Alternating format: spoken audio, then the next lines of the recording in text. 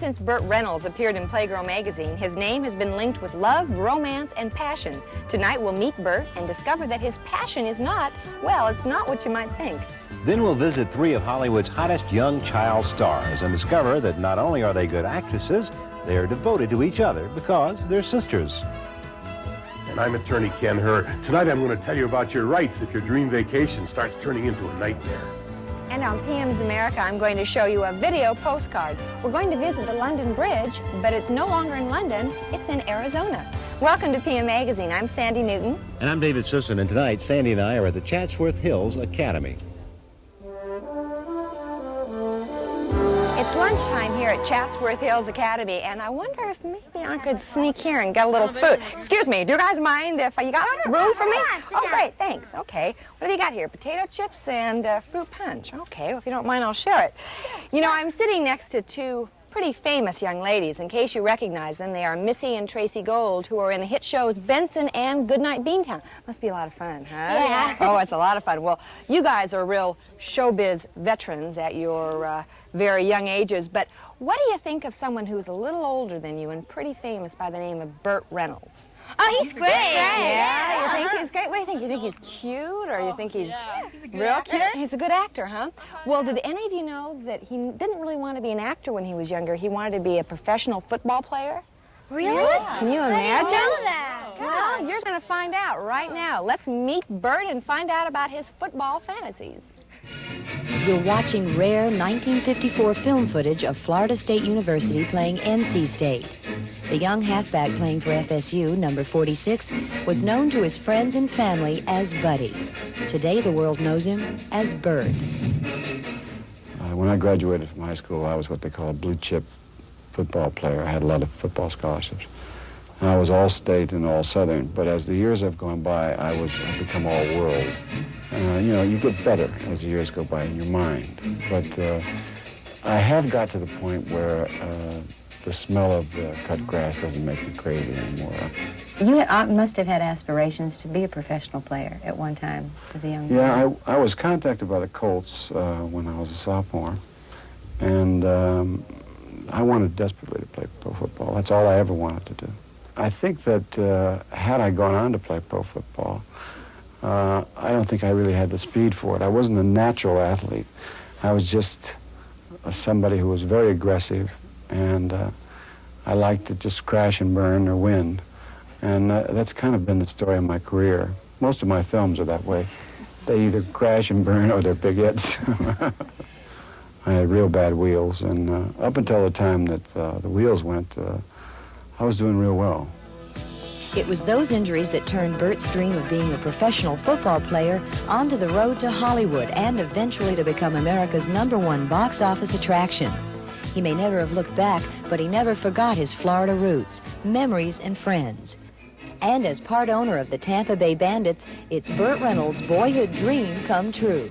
I had very strong feelings about the fact that it would work. Mostly because when football season is on, you know, you just shove the food under my door and I don't leave the room while I'm watching the tube. We come from down in Gator Country. We are the pride of Tampa Bay. And there's an awful lot of football players out there that are 20 pounds too small, too short, but are really aggressive and deserve a shot. So to have a chance to be part of a league full of those kind of guys was thrilling to me. Be a bandit ball believer. We believe you're gonna love bandit ball, bandit ball. He's got his friends in on the act, too, with Lonnie Anderson posing for that famous billboard and country music star Jerry Reed singing the Bandit theme song. Burt's carried his football playing style into the world of movies, too. I attack my work. I really go after it. But I attack fun, too. I play real hard, and I try to rest. I try to get my 8 hours sleep and drink my soup and take my vitamins.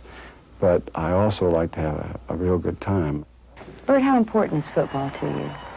I think every ex-jock, as the years go by, it becomes, they become better.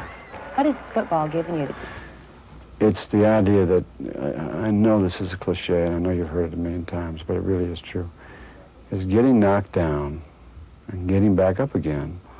You have to remember when I first went to California, that was the years of Rock Hudson and Tab Hunter, and you know, everybody had a name that sounded very strange, and they were all gorgeous, you know. And I looked like a bad broad, you know. And I thought, well, I want to be playing bad guys the rest of my life. But I believed. I really felt there was a place for me, and every time I got knocked down, I got up and kept going. And part of it was that. Part of it was the football. Did you ever think it would come to this? No, you can't fathom the kind of success that I've been lucky enough to have in the last few years. I mean, that's so much love and luck and God smiling on you and all kinds of things, you know. Better look out, world, here comes them bandits.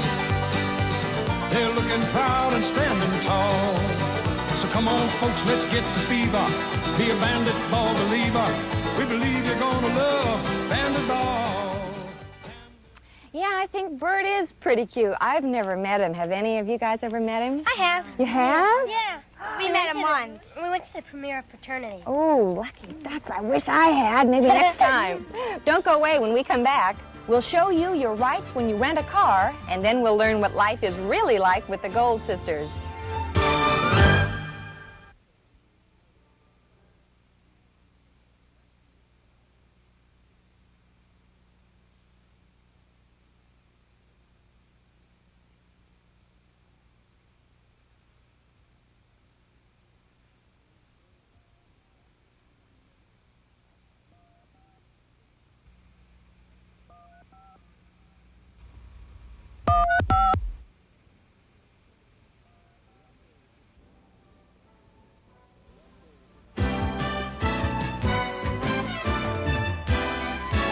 Lunch period is just breaking up here at Chatsworth Hills Academy.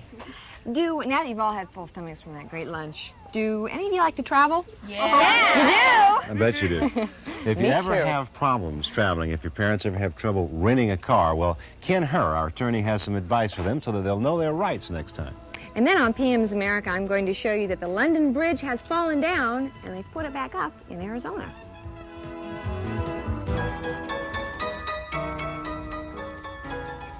I wonder which one of these rent cars is ours, Edith. They said the black four-door in section 12. This one. Must be some mistake. That's not what we ordered. They expect us to drive this thing? Well, you need a pilot's license, not a driver's license. Our vacation has been ruined. Now what are we going to do? I'll tell you what you're going to do. Hi, I'm attorney Ken Herr, and I'm on your side. For years, I've represented people who were going on vacation who've been stepped on and taken advantage of because they just didn't know any better. Tonight, I'm going to talk to you about the problems of your dream vacation, and I'm going to help you to get even. Don't you have a plain vanilla car? I reserved a two-door, not the Queen Mary. Folks, the truth is that car rental agencies, like the airlines, have a tendency to overbook. They figure that not everyone is going to show up, and that's understandable. But with car rental agencies, unlike with the airlines, you just don't have a remedy if they do overbook. So I'm going to suggest that you insist on your rights, and when you get out there, make sure you get a car, some car, and be sure that you don't pay any more than you would have for the car that you originally reserved. And here's another thing about car rental agencies. You should always read the contract carefully before you autograph it, and make sure you understand the payment plan, you know, how much per mile and how much per day. Say, those car rental agencies have got more deals than a Las Vegas pit boss has. So make sure you understand that contract before you sign it. And when you're talking about insurance with them, make sure you understand the insurance provisions. That's real important, because once you sign that contract, both you and the rental agency are bound to honor it, and that's the law.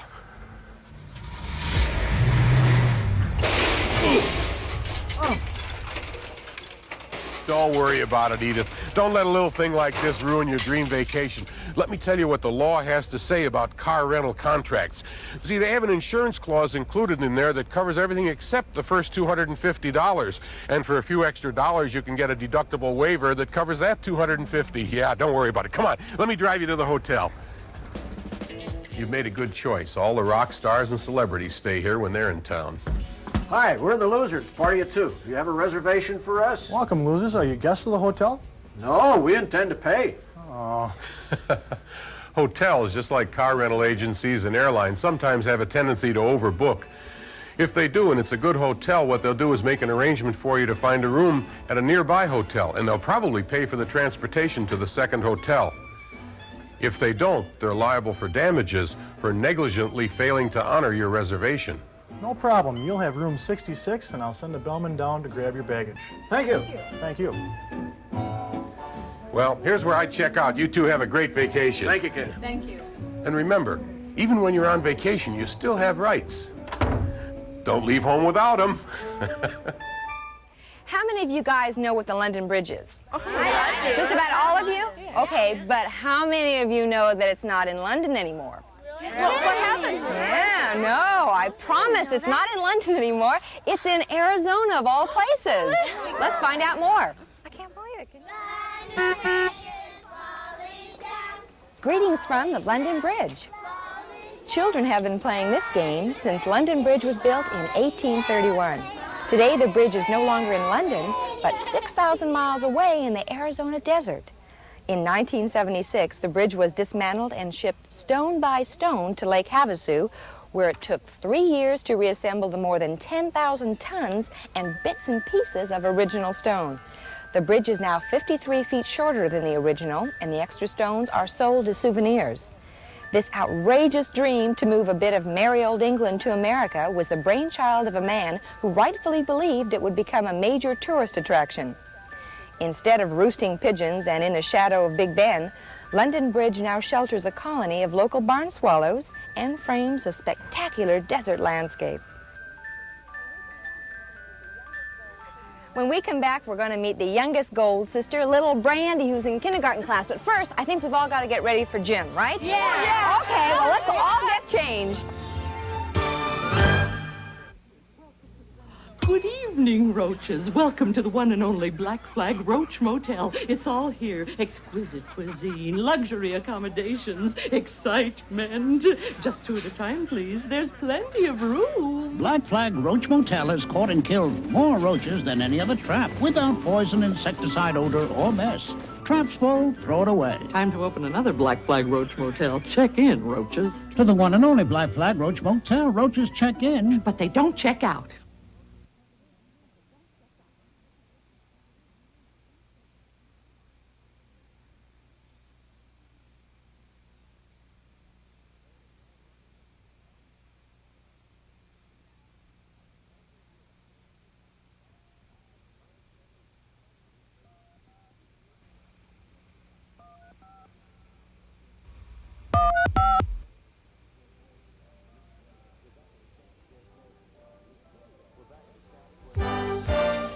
We're back at the Chatsworth Hills Academy with the kindergarten class, and the gentleman dressed there as an Indian is an historian.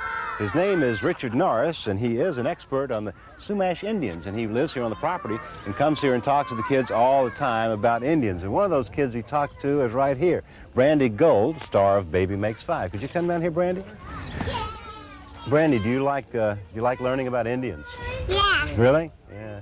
How about going to school outside? I guess the Indians used to go to school outside too, didn't they? Yeah. Yeah. Is it fun for you? Uh-huh. Yeah. It seems kind of nice and healthy, I think. Right. Brandi and her sisters Tracey and Missy feel very much at home here, and another place they feel very much at home is in a television studio because they're Hollywood's hottest young stars. Let's find out all about the Gold sisters. Hollywood's child stars, they come and they grow, but one thing remains the same, the public loves them. The tradition began with young film performers like Mickey Rooney and Shirley Temple, who once captured our hearts. And now, in this TV generation, it's the Gold sisters who are making Hollywood history. Tracey, Missy, and Brandi Gold are 3 of the hottest young actresses in the business. 14-year-old Tracey stars with Bill Bixby in Goodnight Beantown. You have homework. You had homework. Okay. You want to play some cards? No, I do not want to play. 13-year-old Missy is seen each week on Benson. But there's nothing to worry about. I'm almost 13. Tell him, Benson. She's almost 13. And 5-year-old Brandi was featured in the limited-run series Baby Makes 5. Got it? I got a giraffe playing the piano. Great dream. Their lives may sound hectic, but their mom, Bonnie Gold, keeps everything under control. Tracy, Missy, Brandi, come on, let's get going. Breakfast is ready. It's very crazy. It's good crazy, though. Tell Mommy when you have enough. Here. Enough. Okay, do I get a kiss for that? And we have just a terrific life. We all work together, we all play together, and it just works out beautifully. Tie your dream to mine. See how high we can climb. Together we can rise above it all. But show business can be tough, and Tracey and Missy often find themselves auditioning for the same role. If Tracey gets it, I'm happy. Yeah, and if I get it, Tracey's happy. And We, Brandi gets it. there's no competition at all. We don't much go up against Brandi, though. I have never seen siblings closer than Tracey, Missy, and Brandi. If Tracey goes on location or Missy's on location, and let's say they're having dessert, they'll call each other and they'll eat dessert over the phone. I mean, I've never seen anything like it. One step at a time. Leave the world behind if you tie your dream to mine.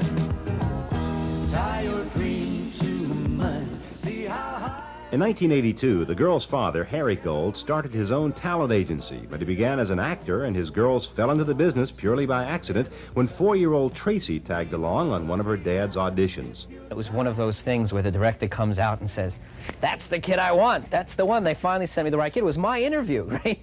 So I went in, he took a picture of me, and I got the job. It was at that point we said, okay, let's see what happens. And then everything just kind of snowballed into what it is now. Come on, follow down the path of love. And snowball it did. Missy followed Tracey into performing, and when Brandi came along, she too got into the act. Learning her profession came very naturally for Brandi with coaches like Tracey and Missy. Here they help her with a scene from Baby Makes 5. Hi. What are you doing here? Just around the neighborhood. Why didn't you knock? There's no door in this bed. Hi. What are you doing here? Just in the neighborhood. Why didn't you knock? There's no door in this bed. Baby Makes 5 stars Peter Scolari and Louise Williams find working with Brandi a very rewarding experience. Well, the thing I love the most about Brandi is that she's so open and natural with her expression, and she's just right there for you, that she draws you in, and it really supports me as a player with her. Beautiful kid. If she listens, I mean, I say something to her, and she deadpans me. So I deadpan her, and we have a relationship. You know, we care a lot about each other. You can write the love in your heart, but shine like the sun above. Shine like the sun above. Follow down the path of love. When their work schedules allow it, Tracey, Missy, and Brandi attend a neighborhood school where they fit in as easily as they do on the set. When I first go to school, you know, sometimes they're a little apprehensive to talk to me and stuff, but then after a couple of days when they realize I'm kind of boring and stuff, they just become my friend. When they get to know you, they realize that you're just a normal kid. But while at work, children are required to study with a tutor for 3 hours each day. Here, Brandi studies with Baby Makes 5 co-stars Andre Gower and Jenny Lewis. But the pressures of school and work don't seem to bother these kids. They love it. You have to. It's like anything that you do. To do well, you have to like it. And again, they're children. And if they don't like this, there's absolutely no reason in the world that they should be doing this. It's very much a means of expression for them, I think. You know, it's something that they do well and they excel at. My kids express themselves through their acting. You gotta work now? It's fun. I love acting. Walk together, all of my brothers. Walk together, all of my sisters. And it's the Gold's strong sense of family that keeps the girls so level-headed. My mommy has decided, and my daddy also have decided, that we can do this, but as long as we stay normal. Take my hand, walk in the sunshine.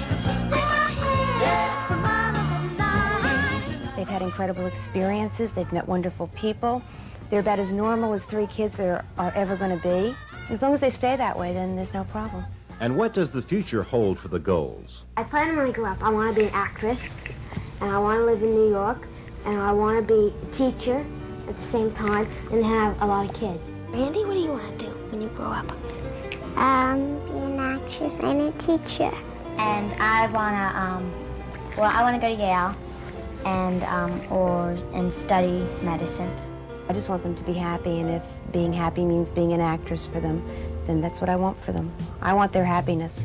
Whatever troubles you may wander through, whatever wonders you may someday do, take my lullaby along with you, and go with love tomorrow, child.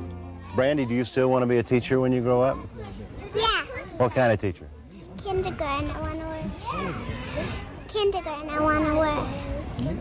Okay, that'll be a lot of fun. I bet you'll be a good teacher. We'll be going to gym class next, so stay with us.